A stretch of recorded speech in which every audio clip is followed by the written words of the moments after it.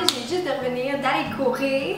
Il faisait super beau, puis là tout d'un coup il s'est mis à pleuvoir des cordes. Là j'étais tout mouillée, mais c'était super le fun, super rafraîchissant. Donc tout ça pour dire que là j'ai envie de manger du pesto.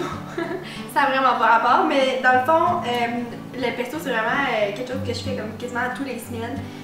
Puis on en met dans tout, là, on en met comme dans les sandwichs, les burgers, les pâtes, dans n'importe quoi. C'est même manger comme ça, c'est super bon. Là. Donc vous pouvez l'adapter vraiment comme vous voulez, mais aujourd'hui je vais vous montrer comment moi j'aime beaucoup le faire. On va faire ça vraiment simple. Dans le fond, on va avoir besoin de juste quelques ingrédients. Ici j'ai une grosse botte de persil. Ça peut être n'importe quelle sorte de persil. Enfin, c'est du persil. Ici j'ai une petite botte d'anettes. Donc ici, c'est environ comme la moitié de la botte de persil. J'ai 3 gousses d'ail, mais j'en avais des vraiment énormes, fait que j'ai pris une toute petite pour compenser. Mais 3 gousses d'ail, une petite c'est bon. Si vous n'aimez pas trop l'ail, vous pouvez en mettre moins. Si vous êtes vraiment fanatique, mettez-en plus. C'est vraiment votre goût, comme je disais. Puis, dans le fond, c'est ça. Souvent dans les pestos, ce que j'aime pas, c'est qu'on trouve des produits laitiers, mais souvent du fromage pour donner un petit goût cheesy. Puis dans les temps végétaliennes, c'est sûr que moi j'en mets pas dans mon pesto. Puis pour remplacer ce goût-là, je le remplace par de la levure alimentaire. Pour vrai, c'est magique. C'est vraiment super. Puis comme levure alimentaire, je vous conseille vraiment la marque Yellow Superfood. C'est la seule en fait qui est sans gluten. Donc elle est un petit peu plus chère par contre, là, mais ça vaut vraiment la peine. Elle est vraiment bonne. Donc on va avoir besoin de ça. Puis aussi pour ajouter comme une petite texture plus crémeuse, puis un petit peu de protéines dans notre pesto, on va rajouter des cachous qu'on va avoir fait tremper un peu. Là ça fait pas longtemps que je les ai fait tremper, ça fait peut-être juste quelques instants. Dans le fond c'est pour aider votre mélangeur à ce que dans le fond ce soit plus crémeux. Puis aussi si vous voulez que votre pesto soit vivant, je vous conseille de les faire tremper toute une nuit, puis ensuite les rincer. Puis dans le fond, le même principe que quand on fait du lait d'amande, on fait tremper les amandes toute la nuit, puis le lendemain matin on rince, puis elles sont comme vivantes vu qu'on a enlevé les inhibiteurs d'enzymes. Donc là, j'ai pas fait la bonne affaire, là, mais je vous conseille de le faire. J'avais juste trop hâte de faire mon pesto.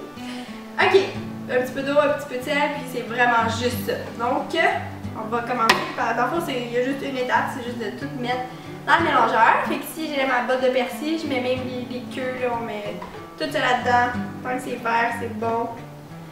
La nette, les 3 gousses d'ail. Là, j'ai un Vitamix, fait que je mets les gousses d'ail complètes dedans. Mais si vous n'avez pas un Vitamix ou un blender qui n'est pas assez fort, c'est peut-être mieux de tout hacher pour aider la job à votre Vitamix. La levure alimentaire, ben là, tortez-vous, écoutez.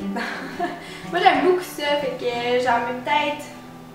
Ça c'est combien? Peut-être un peu moins qu'une demi-tasse. Ou pas en rajouter, en goûtant, là, on adapte le tout. Là. Je vais essayer de mettre une recette plus claire sur internet.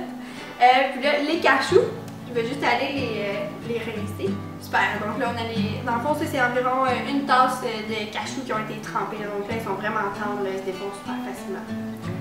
On les met là-dedans. Et voilà. Un petit peu de sel, là j'ai du sel himalayen. Bien de l'Hugo et les malades. Ça vous en rajoutez aussi selon votre goût. J'en ai peut-être mis 20 tours, je sais pas ça équivaut à combien, peut-être un quart de cuillère à table.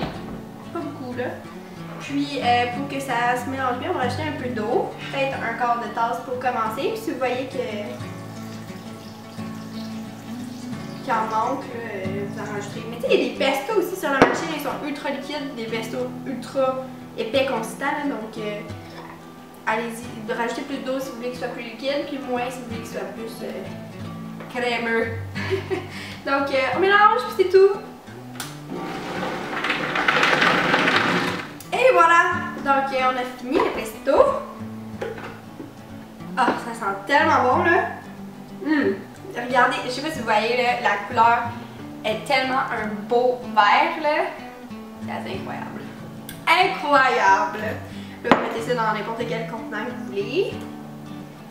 Un pot maçon, souvent ça fait bien la job. Puis ça, vous pouvez garder même jusqu'à une semaine là, dans le frigidaire.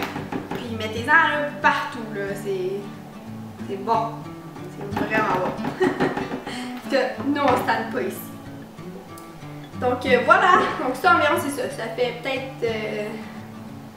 ça donne ça comme quantité environ. Donc j'espère que vous aimez ma recette, j'espère que vous allez aimer le pesto, que vous allez le faire à la maison. Puis n'hésitez pas à me laisser des commentaires sur Facebook, sur Instagram, sur mon site internet aussi.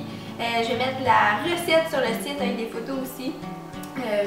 Si c'était pas assez clair comment j'ai expliqué ici, puis c'était un peu comme mêlé. Mais c'est ça, n'hésitez pas à m'écrire, puis à me parler, à me donner des conseils, n'importe quoi. Donc voilà, je vous souhaite une super belle journée pluvieuse. Bye!